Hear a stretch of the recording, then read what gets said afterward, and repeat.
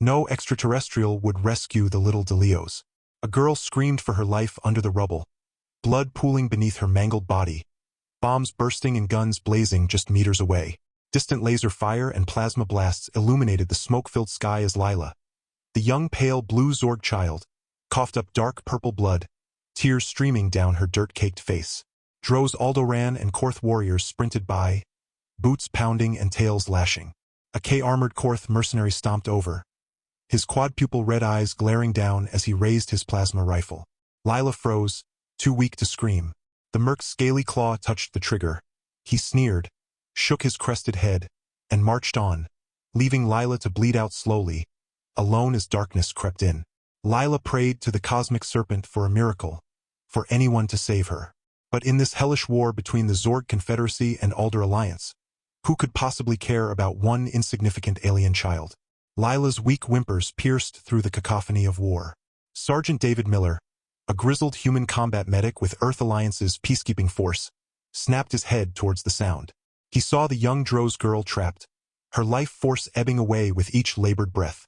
David's heart clenched. He couldn't just leave her there to die. Sprinting over, David skidded to his knees beside Lila.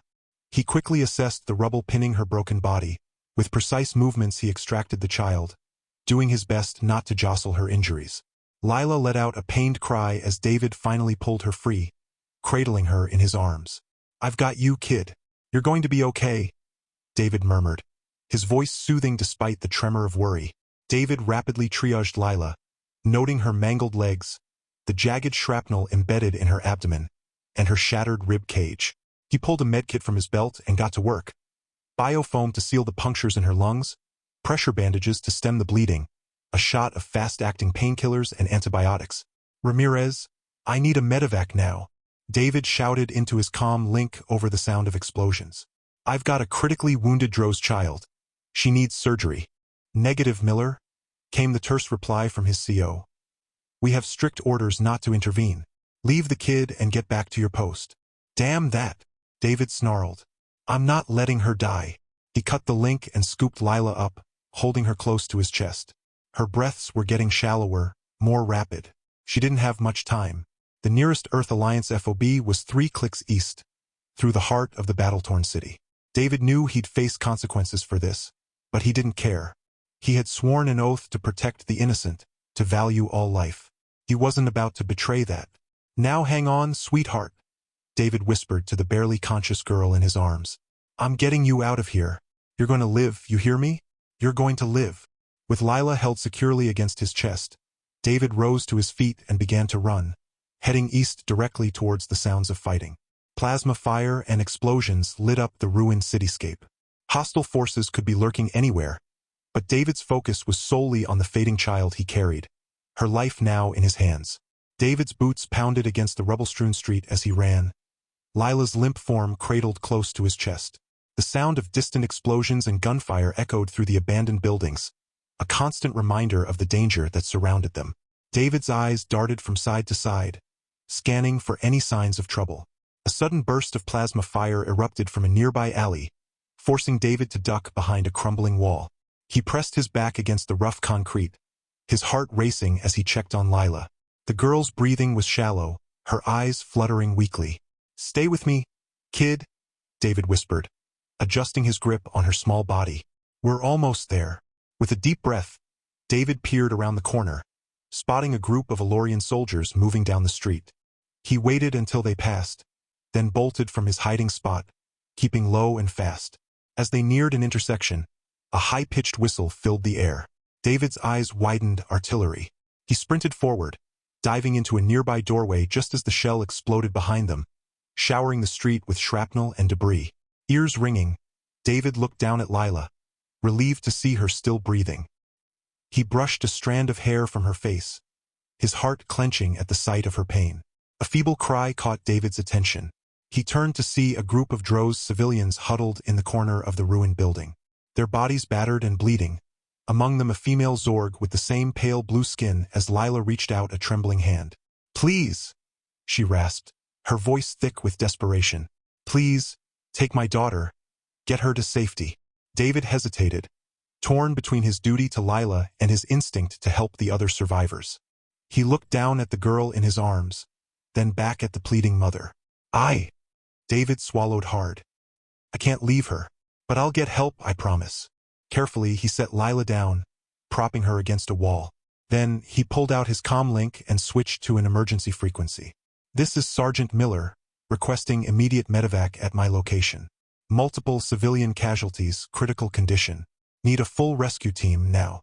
A burst of static, then a response. Copy that, Sergeant. Birds are in the air. ETA 7 minutes. David let out a breath. He didn't realize he'd been holding his breath until he turned back to the Dros mother, placing a hand on her shoulder. Help is coming. Just hold on a little longer, he assured her. The mother nodded, tears streaming down her face. Thank you, she whispered. David gave her a tight smile, then gathered Lila back into his arms. With a final nod to the civilians, he set off once more, picking his way through the war-torn street. You hear that, kid? David murmured to Lila, his voice low and soothing. Your mom's going to be okay, and so are you. I'm going to make sure of it. Lila stirred slightly, her eyes fluttering open. David's heart leaped. He smiled down at her, trying to keep his expression calm and reassuring. Hey there, tough girl. You're doing great. Just hang in there. It hurts? Lila whimpered, her voice barely audible. I know, sweetheart. I know, David said softly. But you're going to be all right. You want to hear a story? Lila managed a small nod, her gaze locked on David's face. All right, let me tell you about my home. It's a place called Earth, and it's the most beautiful planet you've ever seen, David began. As he wove tales of blue oceans, green forests, and soaring mountains, he felt Lila relax slightly in his arms. He kept talking, his voice a lifeline tethering her to consciousness, to hope. Step by step through the chaos and destruction, David carried Lila towards safety, towards a future where a human soldier and a young Dros girl could forge an unbreakable bond amidst the horrors of war. As the Earth Alliance base's reinforced gates came into view, David felt a wave of relief wash over him. The journey had been harrowing, each step fraught with danger, but they had made it.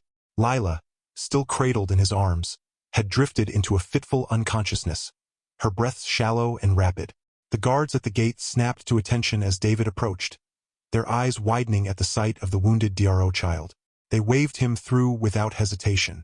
Urgency etched on their faces. Inside the base, a flurry of activity erupted. Medics rushed forward, carefully transferring Lila onto a hovering gurney. Dr. Danny Bennett, the base's chief medical officer, was at the forefront, his dark eyes focused and determined. Get her to the ore now, Dr. Bennett barked, his voice cutting through the chaos. He turned to David, placing a firm hand on his shoulder. You did well, Sergeant. We'll take it from here. David nodded, his throat tight as he watched Lila disappear into the medical facility. The adrenaline that had sustained him throughout their journey began to ebb, replaced by a bone-deep exhaustion. Sergeant Miller, a stern voice rang out. David turned to see Captain Nathan Reeves striding towards him, his expression a mix of relief and disapproval. The base commander was a tall, broad-shouldered man with a neatly trimmed beard and piercing blue eyes. What the hell were you thinking disobeying a direct order like that? Captain Reeves demanded, his brow furrowed. You could have gotten yourself killed out there. David straightened his spine, meeting the captain's gaze head-on. With all due respect, sir, I couldn't just leave her to die. She's a child, an innocent caught in the middle of this damn war. Captain Reeves sighed, rubbing a hand over his face. I understand your intentions, Sergeant, but you know the rules. We can't risk our own people for the sake of a single alien, no matter how young or innocent. Then what's the point of us being here, sir? David asked, his voice rising. What's the point of calling ourselves peacekeepers if we can't even protect the most vulnerable?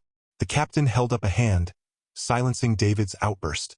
I hear you, Miller, but you have to understand the position you've put me in. I can't just let this slide. David nodded, his shoulders sagging. He knew there would be consequences for his actions, but he couldn't bring himself to regret them. Here's what's going to happen, Captain Reeves said, his tone measured. You have two options. You can accept a demotion and reassignment to a non-combat role, effective immediately. Or you can face a court-martial and potentially be discharged from the Earth Alliance military altogether. David swallowed hard, the weight of the decision settling on his shoulders. He thought of Lila, fighting for her life in the operating room, and of the countless other children caught in the crossfire of this senseless war. "I'll take the demotion, sir," David said, his voice steady. "But I want to request permission to stay with the girl, at least until she's out of danger. She trusts me, and I don't want her to wake up alone in a strange place." Captain Reeves considered for a moment, then nodded. "Very well, Sergeant. You can stay with her for now. But once she's stable, you'll report for your new assignment." "Understood, yes, sir." "Thank you, sir," David replied. As the captain walked away, David let out a long breath. He knew his decision would have far-reaching consequences, but he couldn't find it in himself to regret it. Not when he remembered the weight of Lila in his arms, her life hanging by a thread. He turned and headed towards the medical facility, ready to keep vigil over the young Dros girl who had become his responsibility, his mission. No matter what the future held, David knew he would always be there for Lila, a guardian and a friend in a galaxy torn apart by war. As the days passed, Lila's condition improved under the watchful care of Dr. Bennett and the human medical team.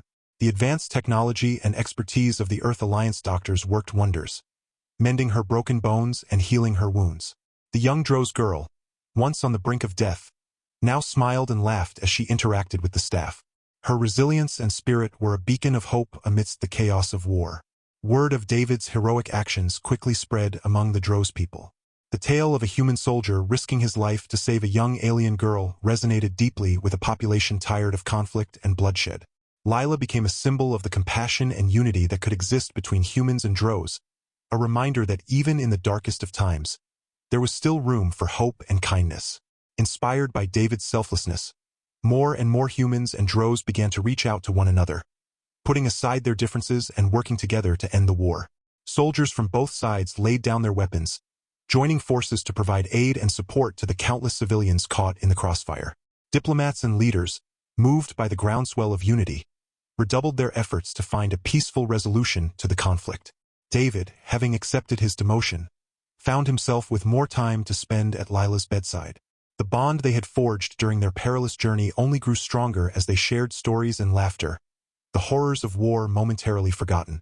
Lila, her eyes bright and her smile wide, listened with rapt attention as David told her more about Earth than the wonders it held. "I want to see it someday," Lila said, her voice filled with longing.